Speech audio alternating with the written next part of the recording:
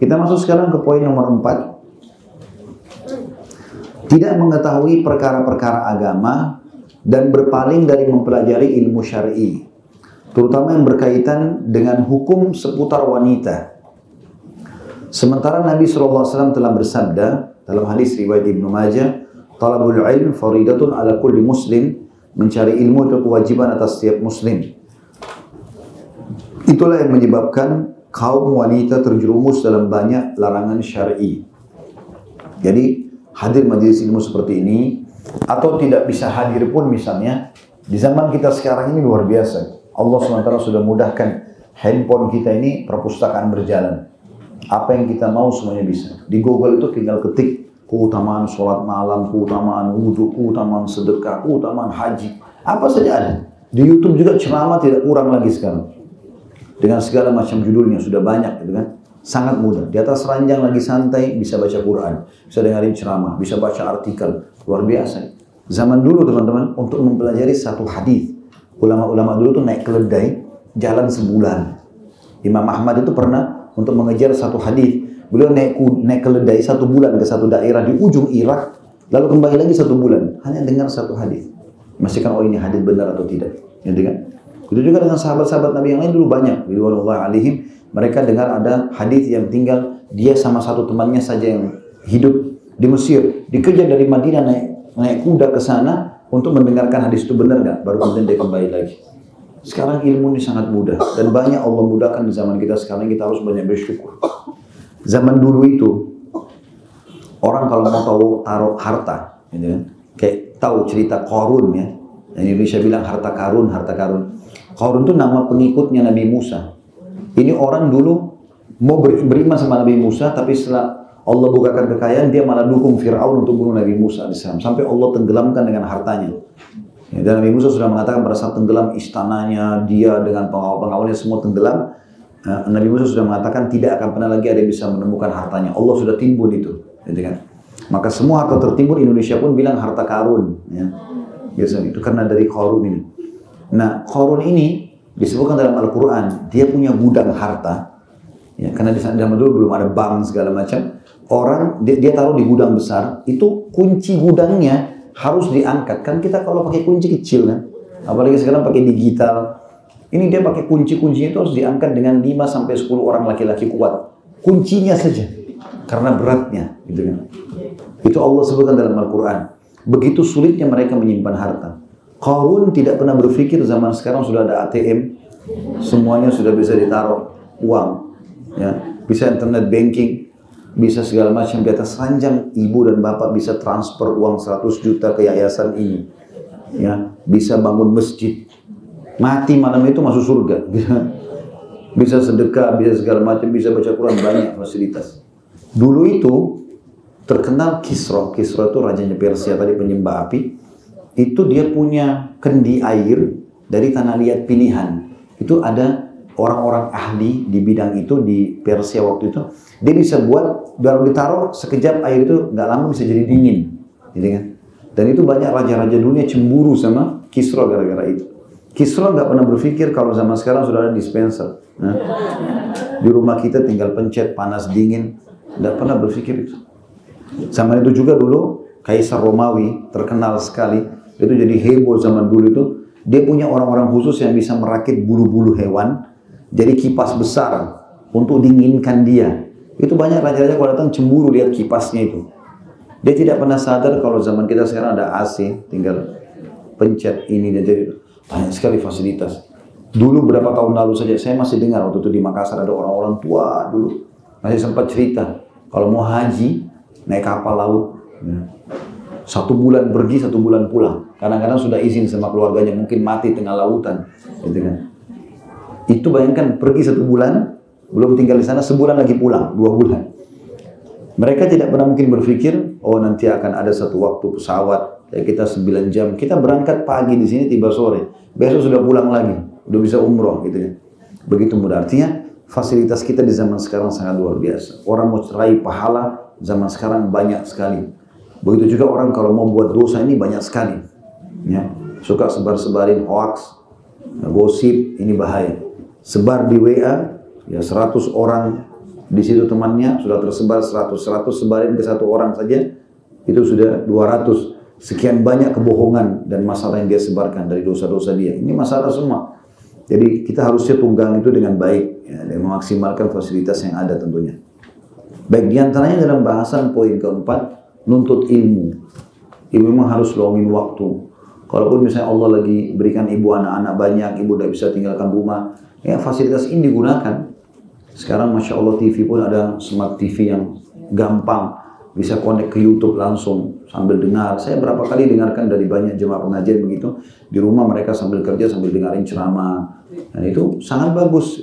Dan itu memang harus dilakukan.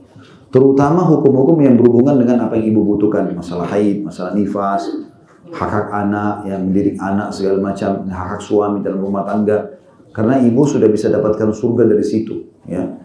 Kata Nabi SAW, istri manapun yang sholat 5 waktu, puasa Ramadan, ini nggak disebutin sholat sunnah, nggak disebutin juga puasa sunnahnya, puasa Ramadan dan melayani suaminya dengan baik, hukum syar'inya, maka dia pada saat meninggal boleh pilih dari 8 pintu surga yang mana dia mau masuk. Jadi begitu mudahnya untuk masuk gitu kan. Begitu juga dengan istri manapun yang meninggal dan suaminya ridho artinya betul-betul merasa kehilangan, karena selama hidup dia berbakti gitu kan, dia melayani dengan baik, kecuali pasti dijamin baginya surga. Jadi ibu usahakan pada saat ibu meninggal, suaminya sedih, kehilangan. Kalau ibu meninggal dia bilang alhamdulillah, nah betul sudah tahu. Ya. Contoh itu berhubungan dengan masalah kebutuhan ibu dalam rumah. Tahu hak suami itu apa. Makanya pernah ada seorang sahabat masih gadis belum nikah, dia bilang, ya Rasulullah saya mau nikah. Apa hak suami saya nanti? Maka Nabi SAW kasih gambaran ke dia. Kalau dada suamimu luka, bernanah, kau bersihkan dengan lidahmu, kau belum bisa memberikan haknya. Jadi saking tingginya haknya, karena dia kan orang asing.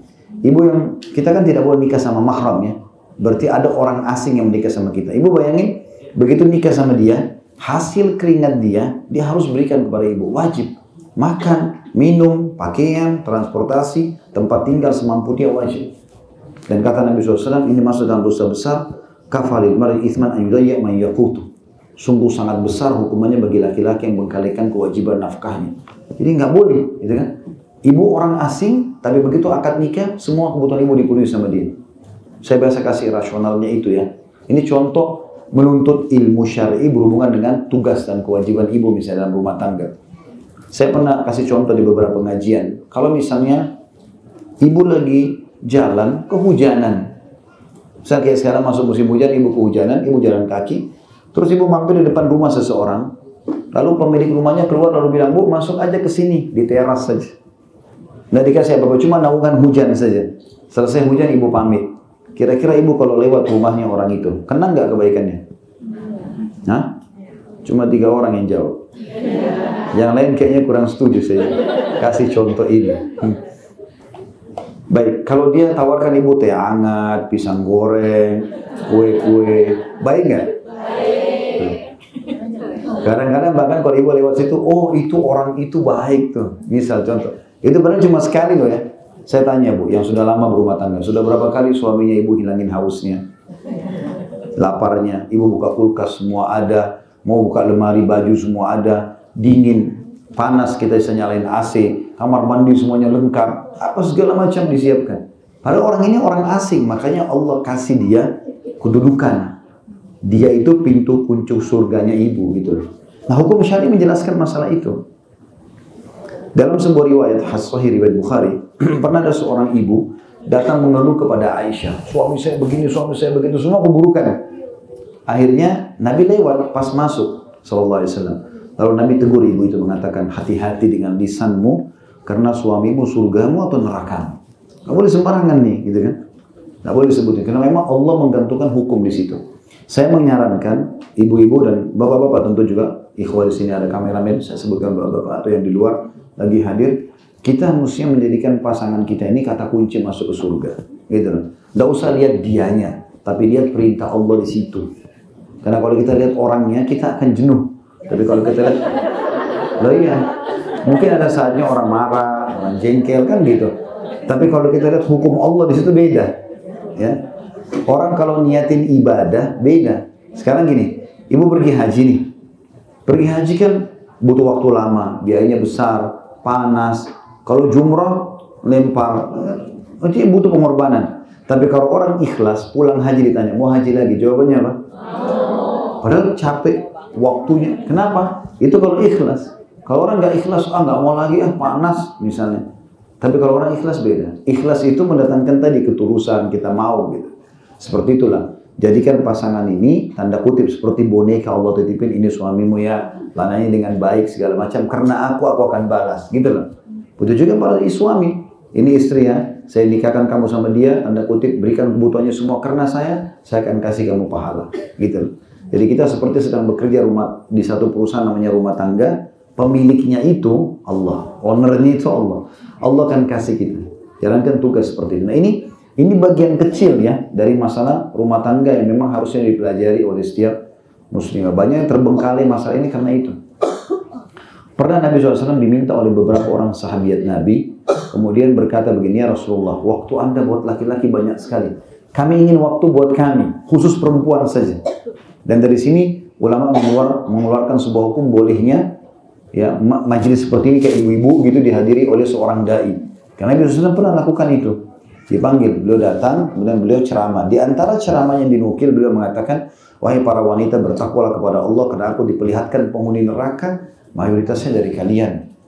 Lalu ada sahabat menjawab, ya Rasulullah, kenapa kami? Ada apa dengan kami? Apakah Nabi SAW bilang, kalian kurang sholat? Enggak. Kalian kurang puasa? Kalian kurang sedekah? Bukan itu. Lalu Nabi sebutkan, ini berhubungan dengan masalah rumah tangga. Karena kalian paling banyak memungkiri kebaikan suami.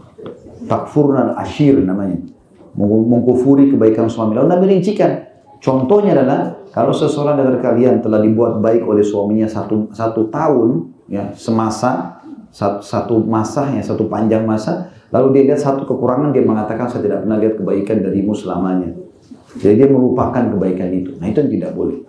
Ini hukum syar'i. Nah pada saat ibu belajar itu tahu, oh ternyata saya malah disuruh menilai kebaikan orang ini, seperti itulah. Allah gantungkan surga saya di tangan dia misalnya, dan seterusnya.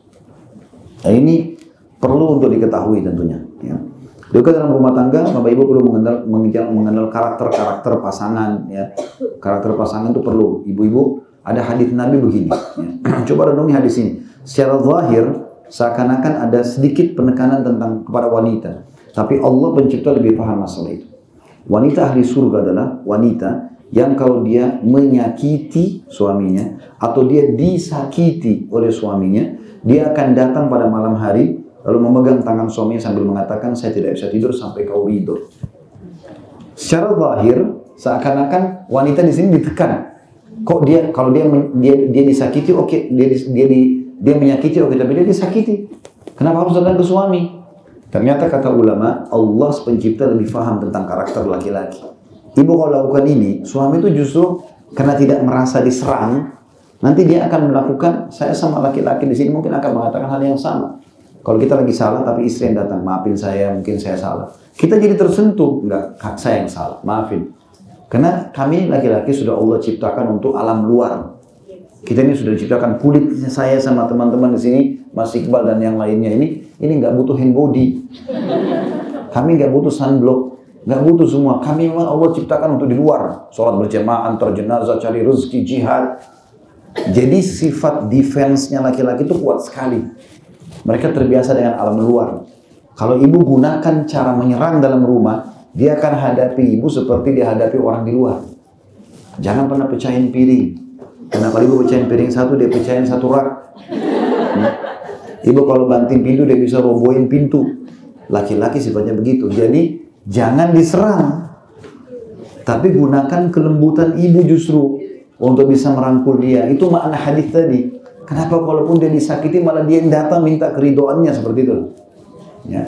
Itu contoh saja bagaimana syariat datang mengajarkan kepada setiap muslimah. Karena kita kan bicara masalah kehidupan muslimah ya, jadi kita fokus ke masalah itu. Ternyata Allah memang mengajarkan cara-cara hikmah yang sangat besar dalam menghadapi masalah-masalah rumah tangga. Dan pasti akan ada adaptasi. Saya perlu luruskan juga satu hal. Konsep ta'aruf dalam Islam. Banyak orang pikir ta'aruf itu hanya dilakukan pada saat sebelum menikah. Kasih biodata, oh ini saya sudah ta'aruf. Itu keliru. Itu awal ta'aruf. Ta'aruf yang sebenarnya mulai awal rumah tangga hari pertama sampai kita meninggal itu ta'aruf terus. Ya. Jadi jangan heran setelah 10 tahun menikah, terus suami bilang, "Bu, itu restoran kesukaan saya." Bu mungkin bilang, "Kok baru bilang?" "Ya saya baru ingat." Atau baru lewat di sini. "Oh ini sepupu saya." "Kok baru bilang?" "Saya juga baru ketemu lagi." Padahal sudah 10 tahun. Gitu kan? Begitu. Jadi ada saja adaptasi itu. Saya sudah setelah berumah tangga 19 tahun. Gitu kan? Pada saat saya beberapa kali ketemu sama salah satu kerabat istri saya baru tahu, oh ini sepupu saya. Oh ya, Masya Allah. Belum pernah datang. Waktu itu kami tinggal di Makassar. Belum pernah datang. Jadi baru ketemu. Tapi saya bisa maklumi gitu kan. Pas kita makan di rumah satu orang, ada ayam apa gitu. Terus kemudian ini makanan kesukaan saya. Oh, kita baru tahu. Tapi ternyata memang bukan dia sengaja. Ya. Jadi konsep ta'aruf itu lagi berjalan. Mungkin juga ada hal yang kita sukai dari penampilan, dari apalah kebersihan, itu butuh adaptasi semua. Disitulah ta'aruf yang sebenarnya. Jadi jangan tiba-tiba berharap semuanya langsung sempurna seperti yang kita harapkan. Syariat tidak mengajarkan itu. Kalau mau menikah dan tidak punya masalah, nikah sama balon. Ya. Balon dipakai angin tuh. Nah kalau kita nggak suka, kempesin saja. Tapi tentu ada batasan-batasan syar'i ya. Pada saat suaminya ibu memang naudzubillah, mudah-mudahan sini tidak ada, tapi pemabuk, narkotika, orangnya tidak kasih nafkah, apalah segala macam, nah itu lain. Kita ingatkan, dia tidak mau dengar, ya ada batas, ada solusi, cerai, tolak, gitu kan. Bagi laki-laki juga begitu, ingatin istrinya nggak mau dengar, ya sudah. Jangan kita habisin waktu padahal tidak bermanfaat. Mungkin masih ada orang yang soleh atau soleh yang bisa menggantikan dia, gitu kan. Makanya tolak dalam Islam solusi. Jalan keluar pada saat memang sudah tidak bisa ada titik temu. Nggak bisa mendukung kita dalam ibadah. Itu yang paling fatal. Kalau Syekh Utsaimin rahimahullah itu menekankan, bahkan memastikan setiap muslimah tidak masuk dalam hadis yang berbunyi istri manapun yang meminta cerai tanpa udzur syar'i haram baginya bau surga. Nggak masuk dalam ini kalau suaminya nggak sholat. Diingatkan tidak sholat 5 waktu. Sholat, ini wajib, nggak mau. Sehari, 2 hari, seminggu, sebulan, setahun diingatkan nggak mau tahu. Ya sudah halal bagi dia mengajukan perceraian. Kalau tidak, dia akan tinggal seumur hidup terus menghadapi orang yang tidak sholat. Atau bahkan dia kalau sholat dilarang tutup aurat, dilarang begini dan begitu. Ini aneh ini. Ngapain habisin umur di situ? Lurusin. Mau nggak dukung saya dalam agama? Kalau nggak, jangan kita jalan. Masih banyak orang lain yang bisa mendukung kita. Umur kan terbatas gitu ya. Tapi ini solusi terakhir. Ya. Kalau betul-betul sudah tidak ada lagi jalan keluar, itu pun nasihati dengan baik, ikhlas karena Allah, niat ingin pertahankan. Setelah itu pun istikharah 2 rakaat kepada Allah, Allah kasih ketenangan hati, ya sudah. Seperti itulah. Berapa banyak orang yang saya lihat sendiri ya. Ada dulu orang punya hubungan pertemanan sama istri saya di Makassar waktu itu. Jadi dia orang ini berumah tangga sudah lama nggak punya anak. Tapi subhanallah terjadi hal yang tidak diinginkan lah. Istrinya terjadi sama laki-laki lain segala macam. Akhirnya dia terpukul sekali dan dipaksa harus cerai. Istrinya bawain surat segala macam, harus cerai. Hanya diceraikan sama dia. Saya ketemu mungkin suaminya orang itu 10 tahun setelah itu. Di pengajian tabligh akbar di Makassar dia datang, salaman sudah sebut namanya. Oh iya, saya masih ingat. Terus saya tanya, saya tahu ini orang punya hadapi kasus rumah tangga sekitar 10 tahun yang lalu nih. Istrinya lari sama laki-laki lain dan segala macam. Bagaimana keadaan antum sekarang? Oh alhamdulillah, dia bilang. Sekarang malah Allah gantikan saya dengan seorang wanita muslimah. Malah sekarang saya punya anak. Anaknya sudah 2 atau 3. Orang istri pertama mungkin 10 tahun nikah nggak punya anak. Ada hikmah Allah SWT. Jadi akhirnya umurnya sekarang berisi dengan hal ketaatan. Dan Allah kasih buka pintu-pintu. Itu contohnya. Tapi ini sekali lagi solusi terakhir. Ibu nggak boleh dalam hukum syar'i juga terlalu memudahkan cerai. Sudah gitu ceraikan saya, nggak boleh. Wanita yang minta cerai tanpa udzur syar'i itu haram baginya bau surga, nggak bakal masuk surga. Ibu meninggal jadi haram surga bagi ibu, nggak boleh. Apalagi kalau cuma masalah teknis-teknis lapangan, ya misalnya ibu pesan apa, suami lupa, ceraikan saya. Kita nggak cocok, pulangkan saya. Ini cerai jadi mainan, nggak boleh ini, tidak boleh. Kalau darurat sekali baru. Betul-betul ada pelanggaran-pelanggaran syariah agama ya. Ini contoh, ini bagian daripada penuntutan ilmu yang berhubungan dengan masalah itu. Sama dengan masalah bab cerai, itu kan juga ada namanya masa iddah. Ibu harus tahu Ibu tahu hukum, ibu juga jelasin kepada suami, suami juga harus tahu. Nggak boleh dia mengatakan saya ceraikan kamu, dianggap tidak jatuh cerai, dianggap main-main, nggak boleh. Kata Nabi SAW, 3 hal tidak ada main-main dalamnya, pasti terjadi. Pernikahan, perceraian, dan rujuk. Pernikahan ini misalnya, saya bilang sama teman saya punya anak laki-laki, dia punya anak perempuan. Nanti kalau anak kita besar, kita nikahkan ya. Kalau dia bilang iya, anak ini terikat. Sampai nanti kalau mereka dewasa kita bilang, dulu ayah pernah jodohin kau sama itu, mau nggak? Oh saya nggak mau, ya sudah. Nggak boleh sembarangan ngomong ini, gitu kan? Makanya jangan bercanda-bercanda, walaupun ada persahabatan sekarang, nanti anak kita jodoh-jodohin ya, jangan dijawab itu. Yang kedua, cerai. Walaupun bercanda ya, misal saya pernah hadiri majelisnya Dr. Syarif, beliau ini salah satu wakil hakim di pengadilan agama di Madinah, ngajar kami fikih di tingkat 3 kuliah di Madinah. Beliau bahas masalah bab cerai dan beliau bilang, kalau dikasih contoh, kalau ada perempuan naik tangga, terus suaminya bilang, kalau kau naik saya ceraikan, kalau kau turun saya ceraikan. Kalau perempuan ini walaupun bercanda, kalau dia tidak mau diceraikan, dia harus turun dari tengah-tengah. Karena naik kena, turun kena, kalimat tolak. Sampai Nabi SAW mengingatkan, janganlah kalian mudah mengucapkan cerai, karena kalimat ini ya, bisa saja itu masalah halal atau haramnya kemaluan ya, pasangan kalian. Jadi tidak boleh lagi berhubungan, nanti jadi masalah ini. Kemudian rujuknya juga dalam hukum syar'i harus dipelajari, ibu sekalian. Kapan suami ucapin kalimat cerai, ibu sudah masuk dalam masa iddah, masa penantian, dan Allah mengatakan at-talaqu marratan, cerai itu 2 kali. Yang bisa rujuk namanya tolak raj'i.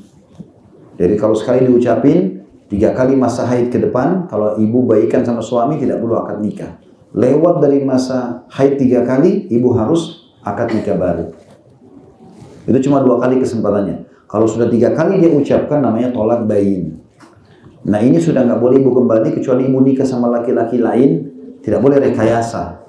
Betul-betul pernikahan normal. Setelah cerai sama suami kedua, baru terbuka variabel bisa kembali dengan suami pertama. Itu tidak boleh main-main.